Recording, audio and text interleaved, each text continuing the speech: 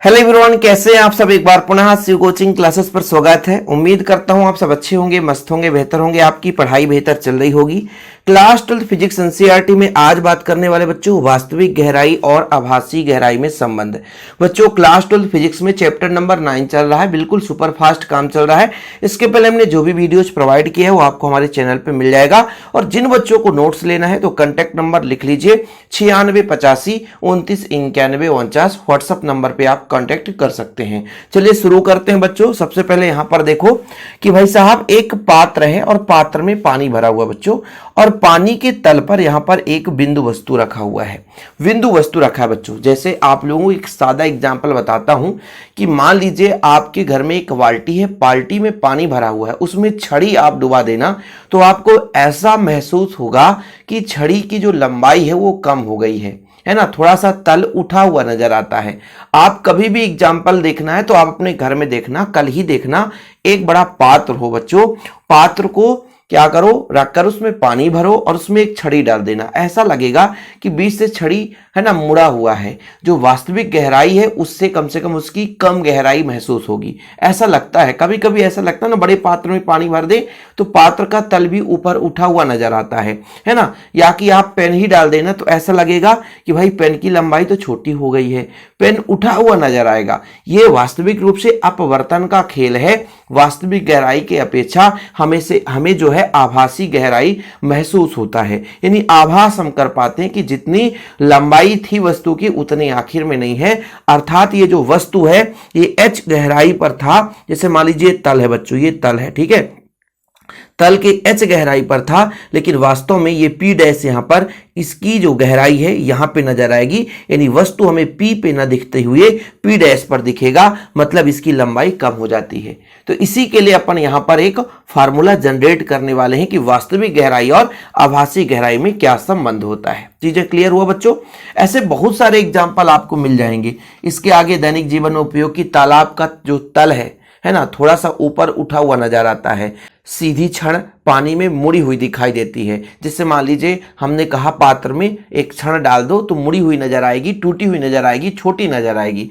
ऐसे बच्चों आप लोग कई सारे एग्जाम्पल देखेंगे कि जो सूर्य का है बच्चों, वास्तविक रूप से सूर्य अस्त हो जाता है फिर भी हमें सूर्य दिखाई देता है। तो ये सब इसी कारण से है ना। तारे वास्तविक ऊंचाई से अधिक ऊंचाई पर दिखाई देते हैं, जितना ऊंचाई होना चाहिए उससे भी ज्यादा ऊंचाई पर दिखाई देते हैं। तारे टिमटिमाते हुए प्रतीत होते हैं। सब अपवर्तन का खेल होता है बच्चों। अपवर्तन के ही कारण सब कुछ संभव हो पाता है। तो जैसे हमारे पास बच्चों एक सघन माध्यम और एक विरल माध्यम।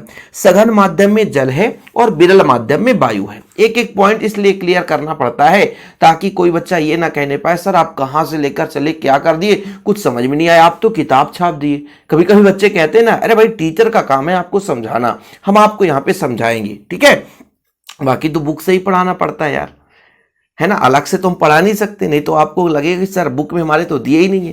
देखो बच्चों ये हमारा सघन माध्यम है, ये विरल माध्यम है। जल है तो सघन माध्यम, ये वायु है तो विरल माध्यम। अब सघन माध्यम में बच्चों एक यहां पर वस्तु रखा हुआ है P, ठीक है, और विरल माध्यम से प्रेक्षक उसे देखता है। विरल माध्यम से प्रेक्षक उसे देखता है तो प्रकाश किरण सीधे चलती है बच्चों, और थोड़ा सा जब विरल माध्यम में जाती है तो अभिलंब से दूर हट जाती है। यानी P से PQ दिशा में चली और जैसे ही विरल माध्यम में जाती है तो QR दिशा में थोड़ा सा विलंब से दूर हट जाती है। और दूसरी प्रकाश किरण यहां से बच्चों आपका PO दिशा में चलती है और OL दिशा में आगे निकल जाती है।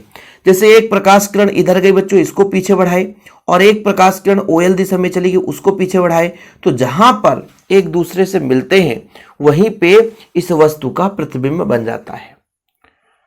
समझने की कोशिश करिएगा। मैं ये कह रहा हूं कि सघन माध्यम में एक वस्तु रखा हुआ है, वस्तु से प्रकाश किरण चलती है तो एक यहां पर जाएगी बच्चों, है ना, अभिलंब से दूर हट जाएगी, ठीक है।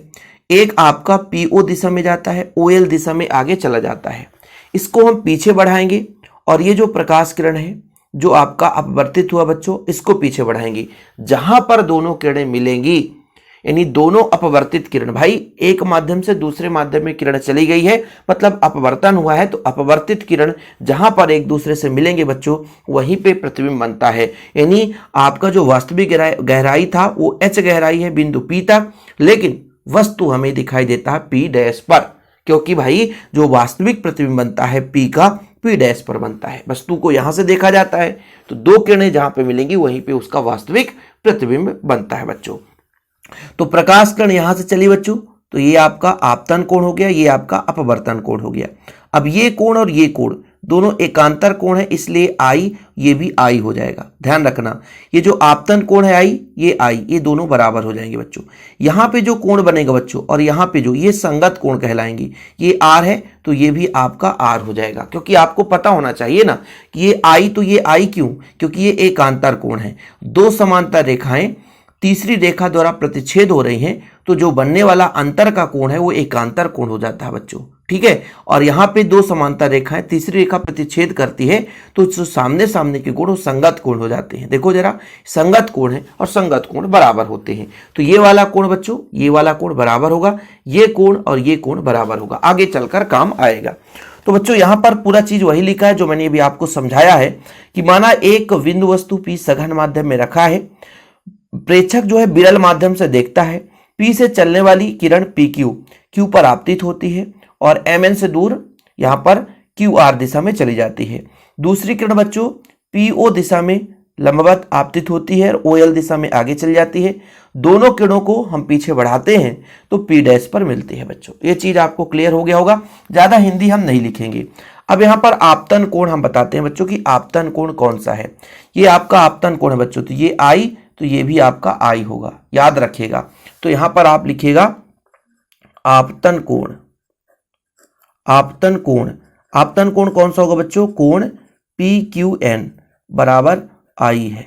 तो यहां से मैं कह सकता हूं ये जो आई है बच्चों और एक ये आई है, मतलब OPQ, मतलब कोण OPQ बराबर कोण, यहां पर आप ध्यान दीजिएगा PQN, PQN दोनों आई होंगे। क्यों बच्चों, ये आपके एकांतर कोण है। एकांतर कोण हमेशा बराबर होते हैं, आगे चलकर काम आएगा ना, ये चीज हो गया।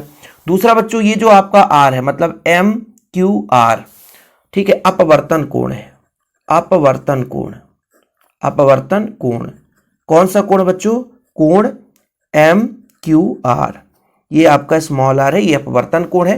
लेकिन मैंने कहा कि कोण OP डैश Q बराबर कोण MQR बराबर स्मॉल r होगा, क्योंकि बच्चों ये आपके संगत कोण है। कौन से कोण है बच्चों, ये संगत कोण है। मैंने आपको बता दिया था ये कोण और ये कोण संगत कोण है, ये आपका कोण बच्चों एकांतर कोण है। जब संगत कोण और एकांतर कोण की बात करते हैं तो हमेशा क्या होते हैं, बराबर होते हैं।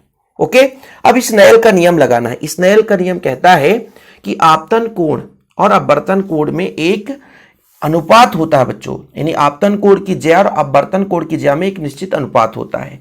तो आपको स्नेल का नियम लगाना है, कोई बच्चा आसानी से बता सकता है। स्नेल का नियम, स्नेल का नियम, स्नेल का नियम क्या कहता है, जो प्रकाश किरण है बच्चों वाटर से चल रहा है एयर में तो W/μA हो जाएगा। आपतन कोण भाई आई है तो साइन आई, और अपवर्तन कोण है बच्चों तो ये आपका आर तो साइन आर। लेकिन बच्चों आप लोगों ने उत्क्रमणीयता का सिद्धांत पढ़ा है कि W/μA इसका अपोजिट हो जाएगा A/μW। ये आपने उत्क्रमणीयता का सिद्धांत पढ़ा है।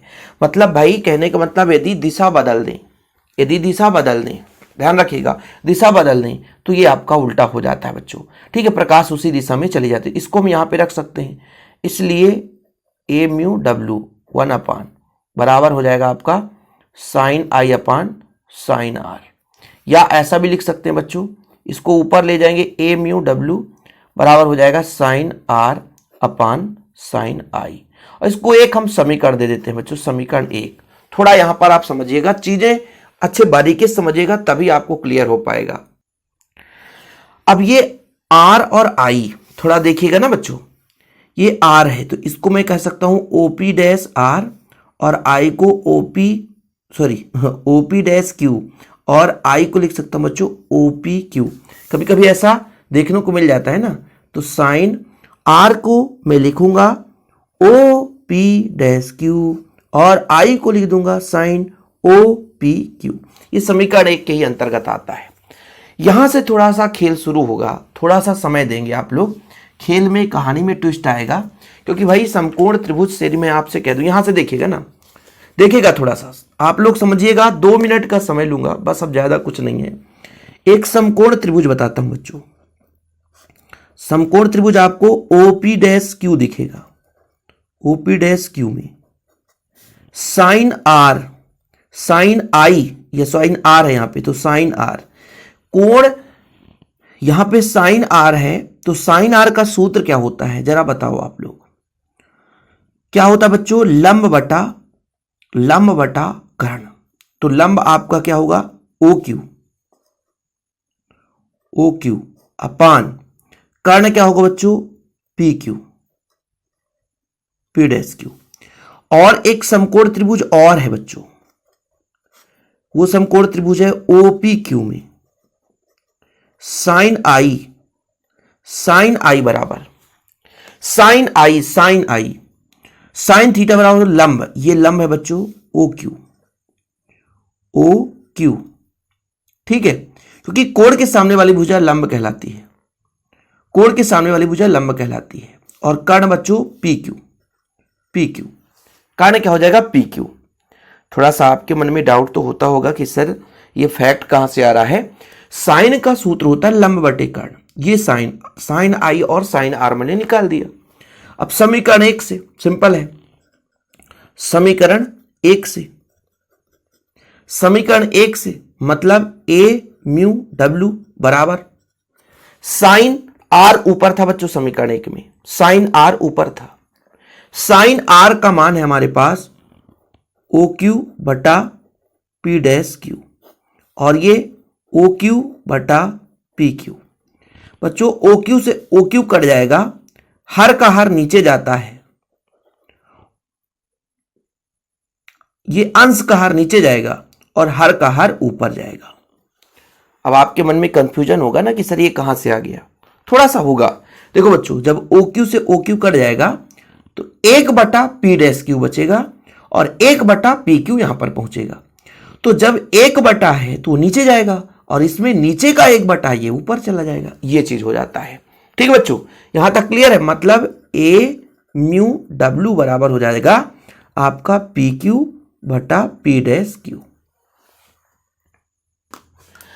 अब मैं आपसे कह दूं कि मान लीजिए जो बिंदु है अत्यंत पास में हो जाए, तब ये पी क्यू का मान, जो पी डैश क्यू का मान है, पी डैश ओ के बराबर हो जाएगा। और बच्चों जो पी क्यू का मान है, ये पी क्यू का मान है पी ओ के बराबर या ओ पी के बराबर हो जाएगा। फिर से समझिएगा, यदि ये जो बिंदु क्यू है इसके नजदीक में हो जाए, अत्यंत नजदीक में हो जाए, पास में हो जाए, एक दूसरे के ओ और क्यू एक दूसरे के निकट हो जाए, एक दूसरे को मतलब जो आपका ये अभिलंब है एम एन, तो बिंदु ओ के पास में हो जाए, अत्यंत पास में हो जाए, तो भाई साहब ये जो हमारा ये इसकी लंबाई है, इसकी लंबाई यानी पी डैश क्यू की लंबाई ओ पी डैश के बराबर हो जाएगा और पी क्यू की लंबाई ओ पी के बराबर हो जाएगा। तो यहां पर आप लिख लेना, यदि ओ और क्यू एक दूसरे के समीप हैं तो बच्चों जो आपका ओपी जो है ओ पी क्यू के बराबर हो जाएगा, व ओपी डैश जो है ओ पी डैश क्यू के बराबर हो जाएगा। मतलब इसका वैल्यू यहां पे रख सकते हैं, तो ए म्यू डब्ल्यू बराबर हो जाएगा पी क्यू के जगह ओपी लिख दो, और बच्चों पी डैश क्यू के जगह ओपी डैश लिख दो, और ओपी का मान है एच और इसका मान है एच डैश। बस बस बस बस यही है, संबंध आ गया भाई, यही संबंध है, इसके अलावा कुछ करना ही नहीं है। कि वस्तु की वास्तविक गहराई h है, वस्तु की वास्तविक गहराई है, वस्तु की वास्तविक गहराई है बच्चों, और नीचे वाला है वस्तु की आभासी गहराई, वस्तु की आभासी गहराई। ठीक है, और यही संबंध तो हमें निकालना था, यही संबंध तो निकालना था कि ए म्यू डब्ल्यू बराबर एच अपान एच डैश। इसके अलावा कुछ करना ही नहीं है। बुक में थोड़ा और एक्स्ट्रा दिया रहता है, लेकिन हमें 12th लेवल में काम करना भाई, तो हमको एक एक पॉइंट लेकर चलना पड़ता है, जो कि एग्जाम के दृष्टिकोण से होता है। एक्स्ट्रा हम कभी कोशिश ही नहीं करते हैं, जितना काम का है उतना ही कराने की कोशिश करते हैं।